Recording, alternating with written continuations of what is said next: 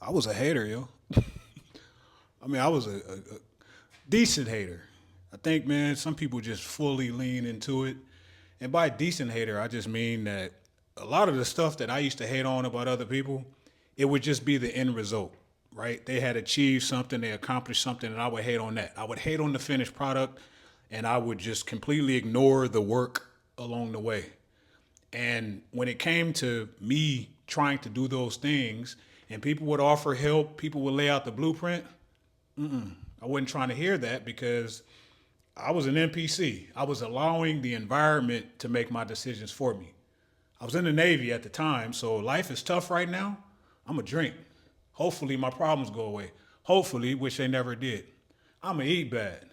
So I'm going to blame the food. I'm going to blame the people I'm around. I'm going to blame stress for me making these bad decisions. Then I'm going to sit here and I'm going to watch these people that's getting after it, and I'm going to be upset. The unfair thing is now when it happens to me, I don't like it. I used to do it, but I don't like it. But that's how it is. And I can tell you honestly, the moment that I graduated from Hader University. At Hater University, we like to project.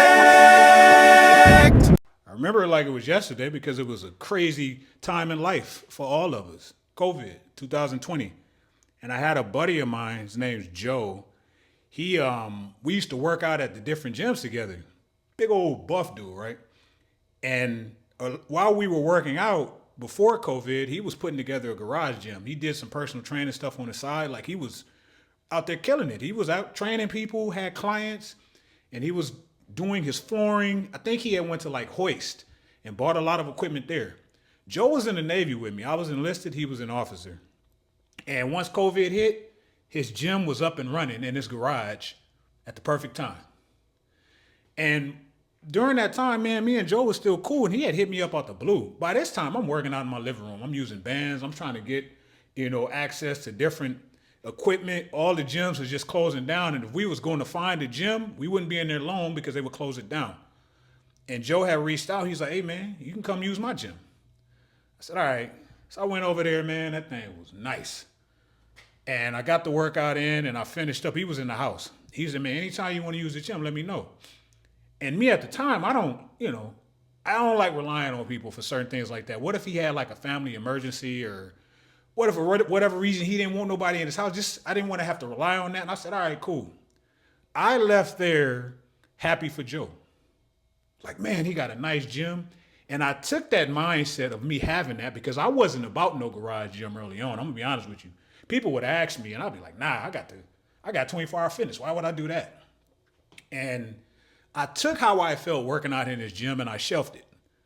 And I said, "Man, if I could have that in my crib, it would be powerful." But I had never thought at all during that time, "Man, Joe lucky. Man, he must have did this. That's why he able to have this, man. Man, that's way too much stuff in his garage." I never felt like that. Mind you, I was in the Navy with him. I knew what commands he was at. I knew his struggles in the military.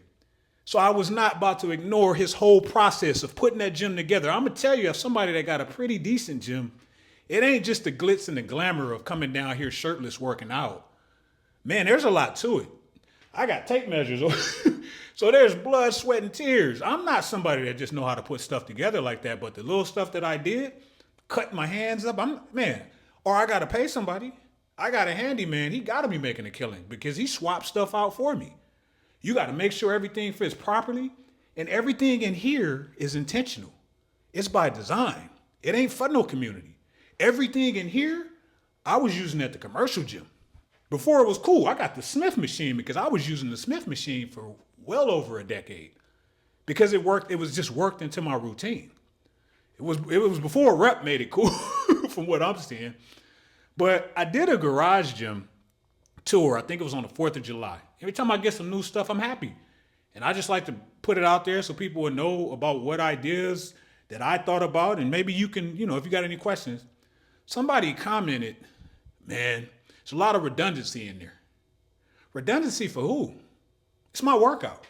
It's my routine. It's my garage for me and my family. And I train my son in here in order to look the way that I think I want to look. That's what haters do.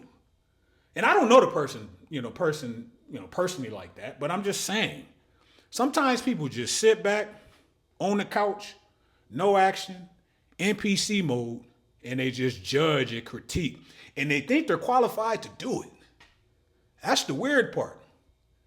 And I started to realize over the years, man, the more that I did, see, I think some people want you to be a one-show pony. If I was just a fitness guy, man, people would be cool with it. They'll clap, congratulate, but you'll have other areas to where you're not working on. So when they're not feeling you or rocking with you, they can tell you that. I've had it happen, right? I used to post workout videos because I always think health is wealth in any facet on LinkedIn. And before I would put my education and my experience in different areas and certifications and certificates, people be like, man, you out here doing all that working out, man. I'm about to get my bachelor's. Okay. let me start putting these doctorates on. You know what I'm saying? So yeah, man, people want you to be a one-show pony. And if you are doing like different things, they're gonna hit you with the you lucky. They're gonna hit you with the you showing off. They're gonna tell you own something. I'm telling you, I'll say it for the umpteenth time, I don't take steroids, I don't take TRT or anything like that. But I will lean into genetics for you. I will. From what I know about my pops, he was about 6'2", 200 and something pounds, and he died. He wasn't in my life like that, but he died when I was 17 of brain cancer. So yeah, I'll lean into that.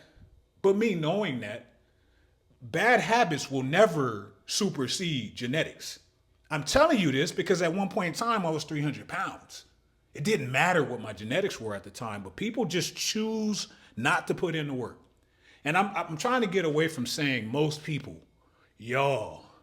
You know what I'm saying? The majority of, because I don't know. I know the people around me in my vicinity, but I can tell you the people that I encounter, they're not willing to put in the work. They're not. And it's easy to hate. It makes you feel good for a couple of seconds until you walk and you look in that mirror or you look on that scale or you just look around you and you look at your surroundings.